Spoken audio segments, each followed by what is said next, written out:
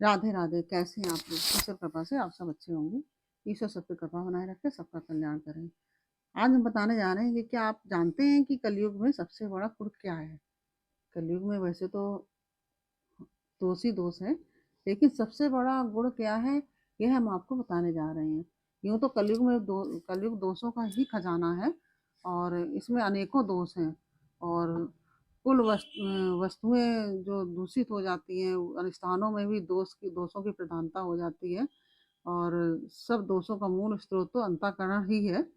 और परंतु जब पुरुषोत्तम भगवान हृदय में आ विराजते हैं, तब उनकी सन्निधि मात्र से, उनके सिर्फ निकट आने, हमारे हृदय में विराजने मात्र से ही सब के सब दोष नष्ट हो जाते हैं।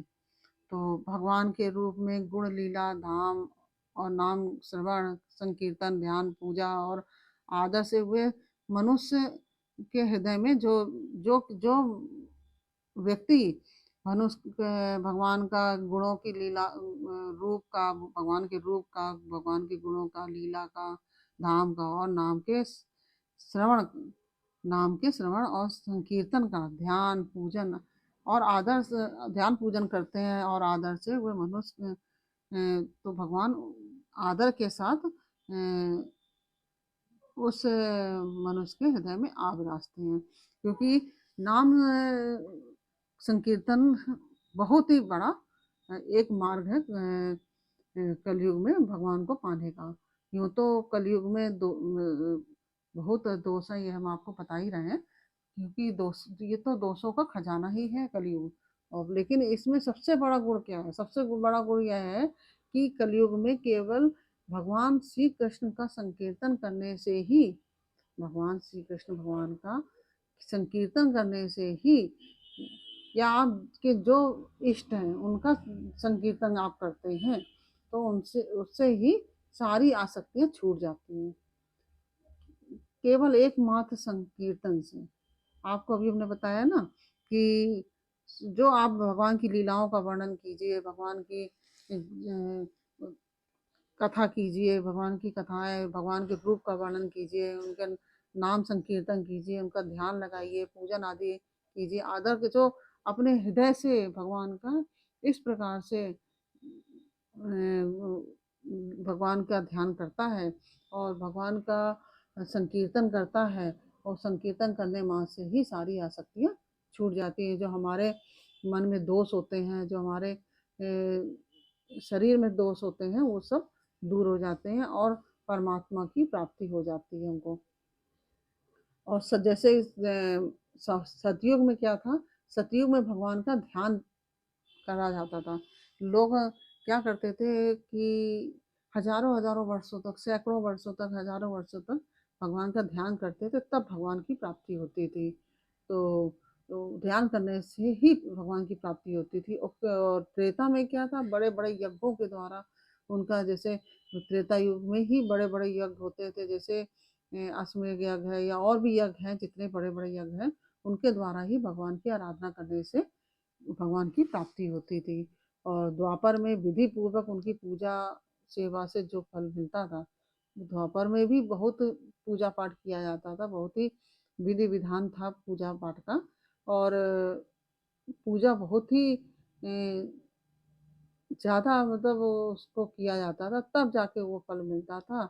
और लेकिन कलयुग में केवल भगवान नाम का संकीर्तन करने मात्र से ही, भगवान का नाम जब आप कुछ नहीं कर सकते तो भगवान के नाम का जप करें, उससे ही, केवल उतने से ही भगवान की प्राप्ति हो जाती है। ये सबसे बड़ा गुण है भगवान कलयुग का। बाकी तो दोषों से भरा हुआ है कलयुग, लेकिन आप ये देखिए कि कितना सतयुग में भगवान का कितना ध्यान किया जाता था, सालों महीने सालों लग जाते थे, और तब जाके भगवान की प्राप्ति होती थी। और त्रेता में बड़े बड़े यज्ञों के द्वारा भगवान की प्राप्ति होती थी, द्वापर में भी विधि पूर्वक पूजा करने से ही भगवान की प्राप्ति होती थी। लेकिन अब कलयुग में यह है कि आप केवल हृदय से, आप अपने पवित्र मन से भगवान का संकीर्तन कीजिए, भगवान को हृदय में विराजिए, उनका संकीर्तन कीजिए, उनका नाम जप कीजिए, उससे ही भगवान की प्राप्ति हो जाएगी। यह सबसे बड़ा गुण है कलयुग का, यह हमने आपको बताया।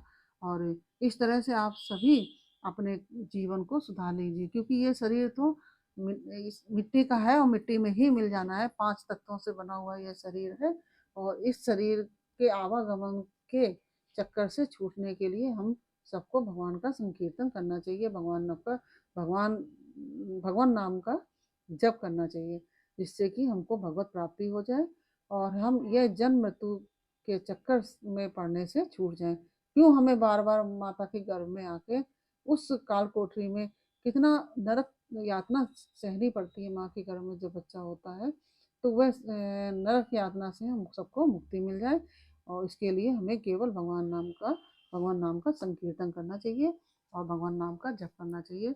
यह कलयुग का सबसे बड़ा गुण है, इसमें से ही प्रभु प्राप्त हो जाते हैं। तो सबसे सरल, सबसे अच्छा मार्ग है भगवान को प्राप्त कर लें और उनमें ही इस आत्मा को परमात्मा में ही लीन कर दें। तो यह शरीर तो मिट्टी का खिलौना है, मिट्टी का बना है, मिट्टी में ही मिल जाना है, और इसकी विस्तार से चर्चा हम बाद में आपसे करेंगे।